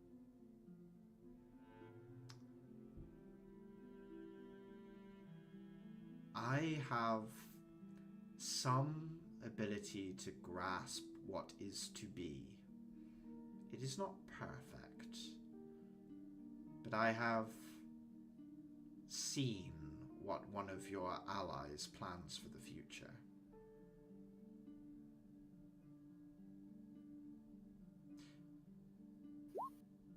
The judge, by the name of Lehrman, the one that your school aligns itself with. He will announce soon that he plans to retake the Lost District.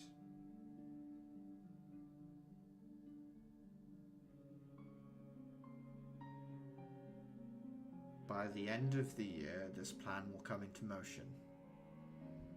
I cannot see if it succeeds or fails, but if it succeeds, there are people in this district, many districts, that need the space and opportunity to live a good life. When the district is reclaimed, I would like your voice to vouch for them.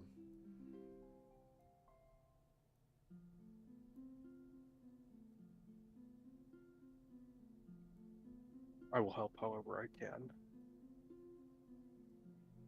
I of course believe that is what you would say, but it gladdens me still to hear it from you.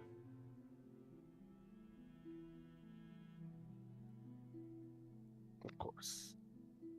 She nods and says, please give my regards to your siblings. And then she sort of inclines her head and says, your friend will soon be done feeding the people.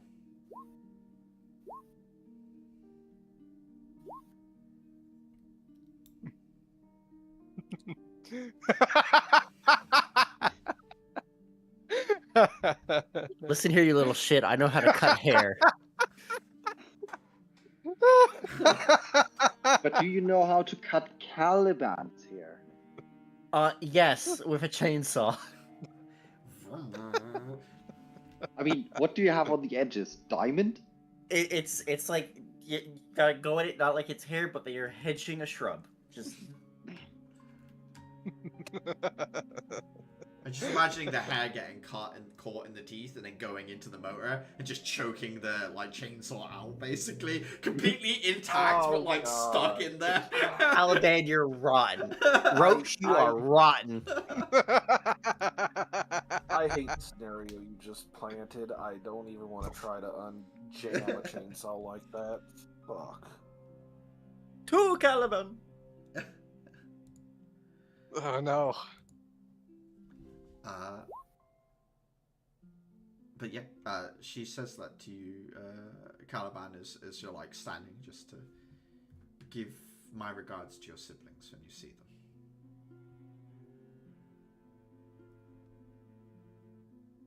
Of course. And he just sort of like just bows, just like respectfully.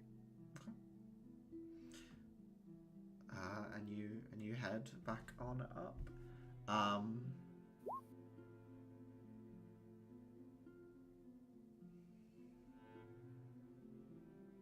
It's up to you, Caliban, whether you react to that at all, other than, of course.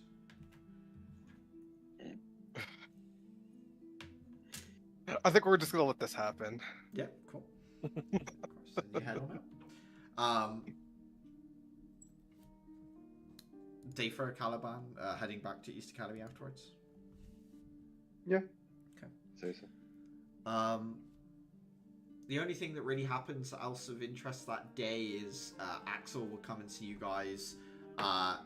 He has been treated for injuries, but you can see something got like underneath the skin on his jaw and sliced all the way along the bone without getting into the bone itself. So he's got like exposed jawbone all the way down to like the tip of the chin. And it's like perfectly cut, like almost like a, you know, like a cheese wire like slice, like someone just took a perfect slice of his chin away. She says,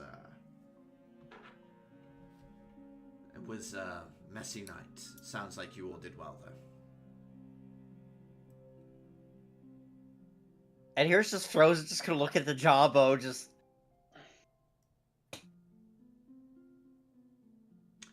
Far from Better night than you from the looks of it. It didn't make We it had to the- we had good chins. I mean chances.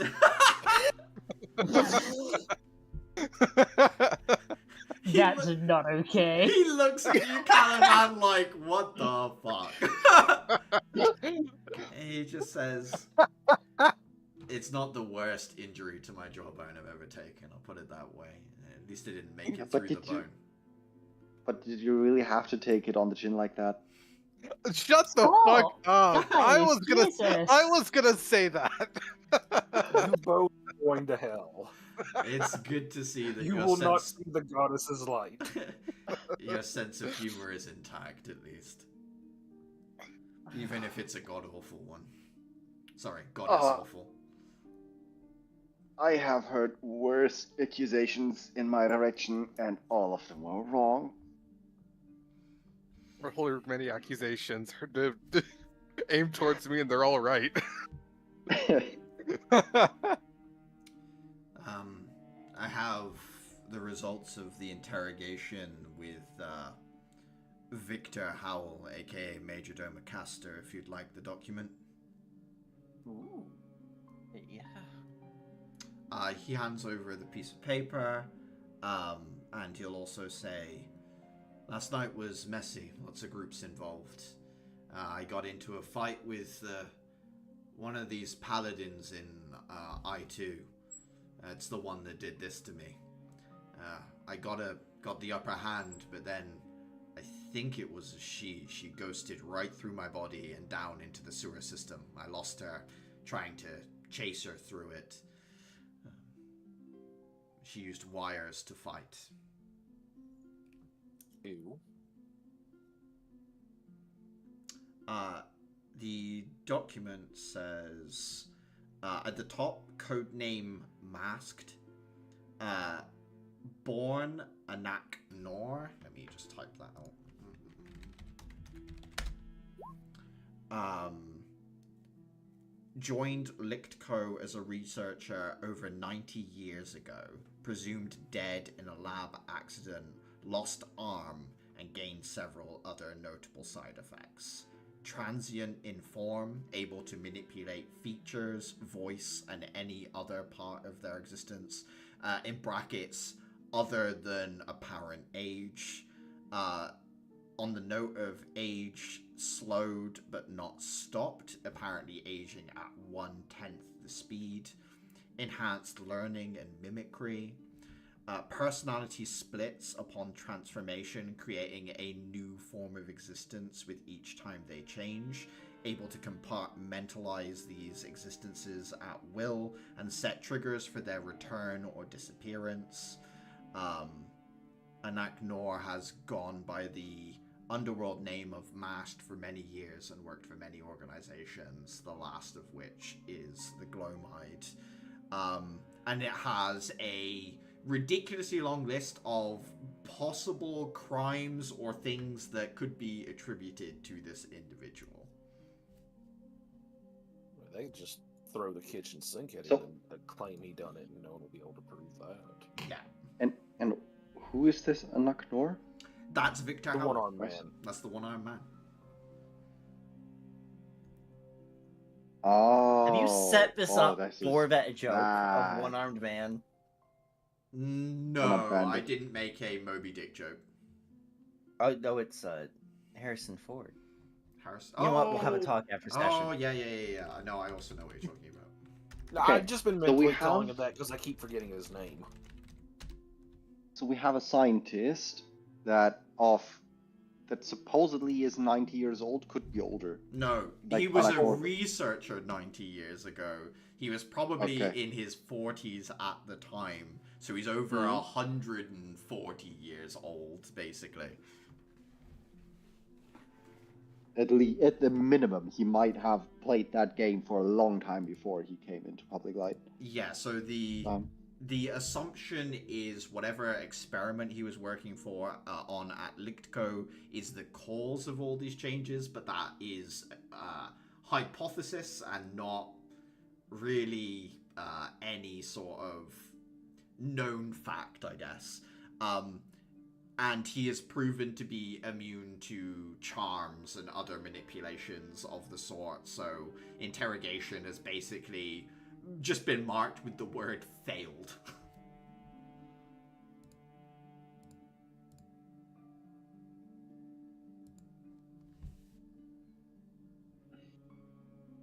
Okay, and this is so the majordomo of the Fjorda family, Victor Howell, Anor Anak. All All the this same dude. person.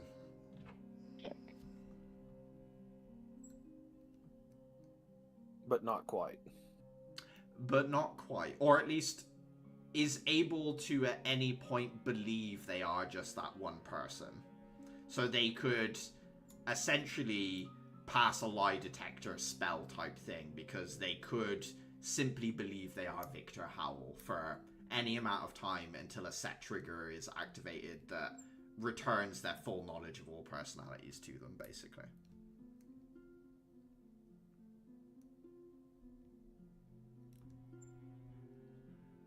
Well, I'm now hesitant to pass a message along at all.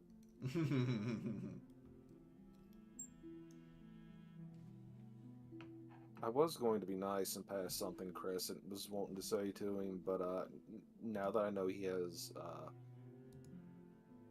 code word triggers for sleeper agents, maybe not.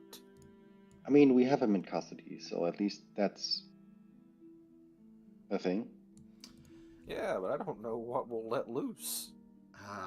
Axel says, I tried to get some information on what the experiments that he was working on at Lichtco, but they are being slow to reveal that information. I think we'll probably have to get a judge to step in and have the information requested before they'll hand over anything that is concrete for us.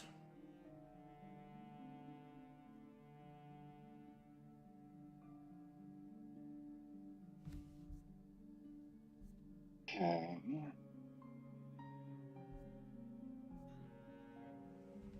But he, I assume, isn't talking whatsoever. From what I understand from Zeta, any response has been unhelpful or cryptic. He seems quite comfortable in his cell, which is making everyone else very uncomfortable. What has Zeta been up to? I mean, she's been collating the information from the various raids.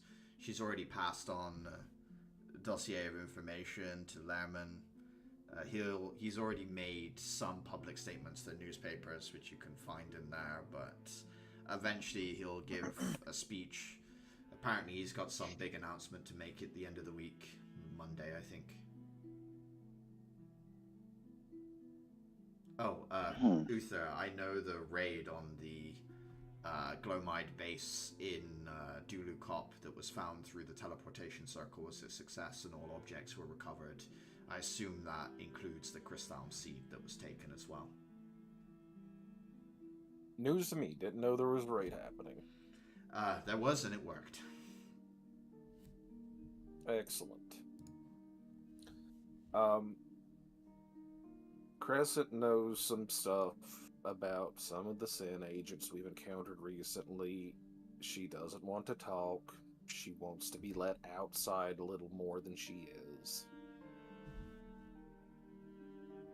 In exchange for information. Yeah. Do you think we can trust her, Uther? You're the one who talked to her last.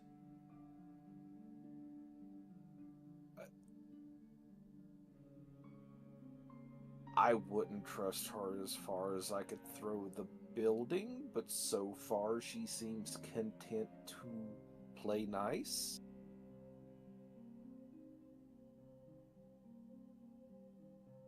Thinks for a moment, says, I think we're enough in the dark that any information is good information.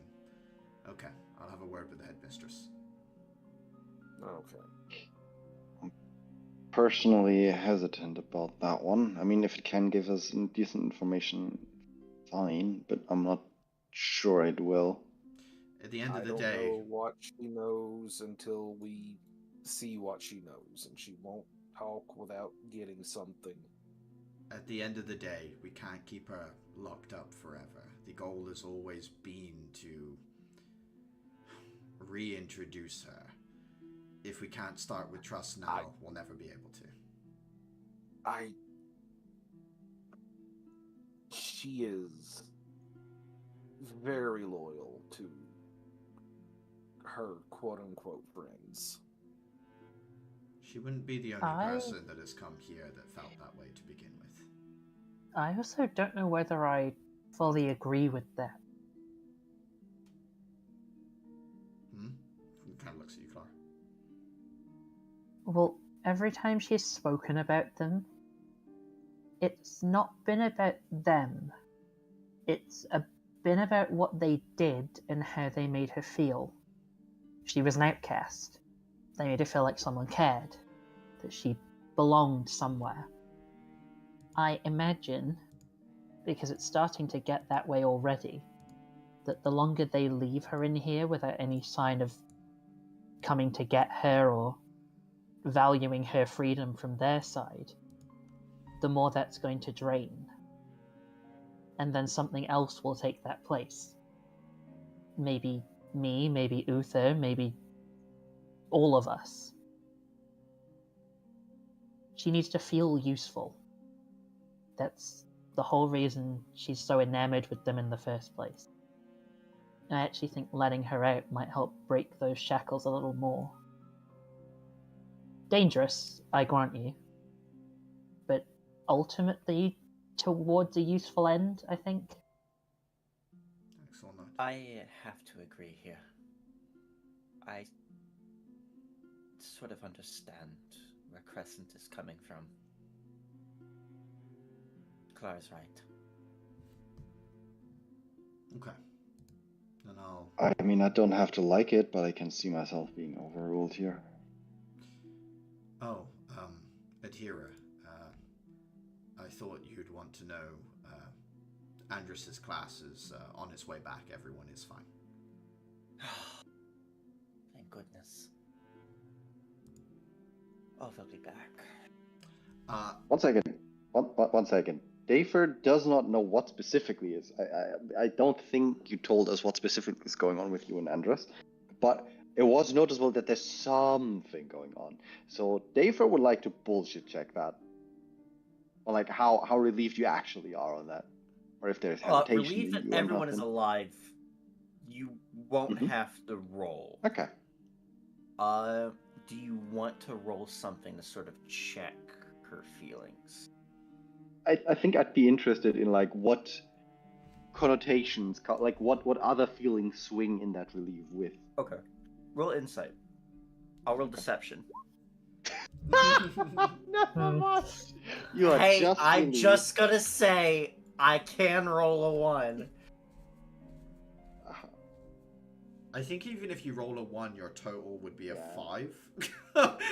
And there's no natural 1s on that, so yeah. Mhm. It's feelings. I think, Dafer, that you get the impression that Adhira's really relieved that Chiruru is going to be okay. Oh man. My tofeha, my apple. Which only makes sense to me because Jiruru is the one with the snacks. Yes. That makes him the most important party member. As a And I now yeah. understand that that Adhira has a very hidden but crippling snack addiction that I haven't been able to fulfill. So I need to make notes on that one. Dafer, I need you to make an int check, just real quick. Wisdom. Wisdom, real quick. wisdom check, you say? Yes. Adhira would like a cheesecake.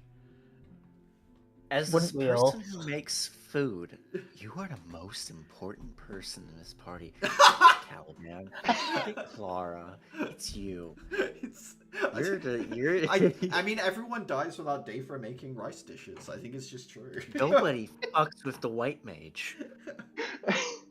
I do, however, Adhira, need you to make some rolls for that class as to how well they did getting divergent shell material for you. They have a +3 to the roll, and you have advantage on the roll because of the crystal work you did. So if you want to roll me 1d20 +3, and we're looking at 10, 15, and 20 are the 3 different thresholds I've got noted down. 20 plus 3 with advantage. With advantage, that's right. So you've got good odds. 18 on the first one, Nice. so we're already above a 15. Can you get above a 20? Okay, 18. They will retrieve a slightly damaged divergent shell because essentially the divergent shell is the thing that needs to be attacked. Obviously, it sends like psychic emanations out, basically like a ghostly form. So it's a little damaged, which means that it will be a single person's keyword. So it can be attached to one person, but it won't be able to be replicated because it is damaged. As of yet, I've not fully nailed down what I want the keyword to do, but I do think it will be essentially an extended version of the Wraith Step keyword. So I think it will be a little bit more ghostly shenanigans, basically. Okay. I might claim that for myself. You did Unless we look spend at it. money on the crystal, yeah. Yeah. It could also be something for like if it leans more into like assassination work, it's like, hey, shit yourself, boy. Mama's got you. Jesus Christ. that word like went into my head, like swirled around like a rock, like a fucking brick in a washing machine, and then tumbled out my other ear, and then I realized what the fuck it was. I did that to you once before with Retra. I'm just So- great at like stunning you every He's once just in a like, while. occasionally you just throw a brick into the washing machine of my mind. That is true. So when we take Chris on a walk, I'm going to hand her a knife and just Get her. point. Get her. Godfather's one. You theme can give it starts her back. playing. She does miss Gouger. What'd you do with that knife, by the way? I still have it. It's in my room. Okay. We tossed it. No, I kept it. I think that when I went to see her the first time, I was like, I was basically told her if she was on good enough behavior, I'd give it back one day. What I am thinking of doing is sort of a 2-month time skip from this point forward. You guys have been at East Academy for 2 months now, and things have been chaotic, but I think from this point forward, more of a rhythm will be reached. Obviously, you guys have your long rest, so go ahead and give yourself all your health back. I'm not gonna do... Do I have all my hit dice back? You can have all your hit dice back, and Oh. all of you can go to your theoretical HP maximums, because even if you aren't taking the drugs... Actually, no, Clara, it would be 8 weeks, so you could get 8 HP closer to your maximum, I would say, at this point. Okay. But for everyone else... Make me do math now. Everyone else taking the pills, you would be at maximum. I think that puts me at 50. Wait. It's okay. You guys have got some time to do the math. You don't have to freak too much on it right now. Believe it or Wait, not, just wait, getting are we 8 leveling closer up? actually What are we- puts me at maximum. I was like, it's probably pretty close, but yeah. Yeah, it puts me over by 3. Cool. As the matron stated, basically, Lerman announces that come December, at the end of the year, like, not New Year's Eve, but the day after, so the moment it, like, takes over into the next year, they plan on retaking the Lost District to the south of I-2. This is going to be done with the recovered Crystalm seed that was taken from the Glomide, and is basically their first major act as a judge that is kind of going to put him as an important individual on the map. I'm not going to do the whole 2-month time skip right now, because I want to give you guys some time to think about what it is you guys would like to achieve over that time scale, either as individuals or as pairs. So if, like, if Dather and Uther want to work on this centipede construct together, or if Uther wants to do it themselves, if Clara and Dather want to finish up more of the painting rune stuff, all that kind of stuff. There's also Clara and Caliban as to whether you want to talk a little bit more about what your plan for, like, a fake engagement announcement is, and how you want to kind of lure Bahanir in. And what we'll do is we'll go over it next session, what anyone has planned, and we'll see how well it goes. There are some bits and pieces that I do want to mention that your papers, like, so I think it's mainly Clara and Caliban that sort of had papers, because Caliban has his with Mistle, and Clara, you're doing yours on the slimes. I don't know if anyone else had one on the go. I don't think they do. Uther might have, but I'm forgetting. Might have what? So there was this like a essay competition that was being done essentially in the year. I know what Clara's and Caliban / Mistle's is. I didn't know. I couldn't remember, Uther, if you had one that you were also doing as part Mine of... was going to be about with the process of the construct, where I was trying to figure out how how the folks up north were doing Yes, their construct. thought that was it, but I wasn't sure if that was more of just a project Yeah. than a paper. And No, it was part of that. I don't think I remember one for Daethra or Adhira, but if I'm wrong, then please tell me now. No, nothing for Adhira. I don't think she had. That's fine. And then Daethra? I think Dafer intentionally skipped out on the paper because it would take time away that he could otherwise spend into making his weapon arsenal better. Yes, perfect. I thought that was the case as well, but I just wanted to double check. I was like, this is pointless prestige stuff. Dafer is not fully into the concept of like connections. So like, I need actual improvements rather than, I don't know, prestige. Fuck that. Okay, a second.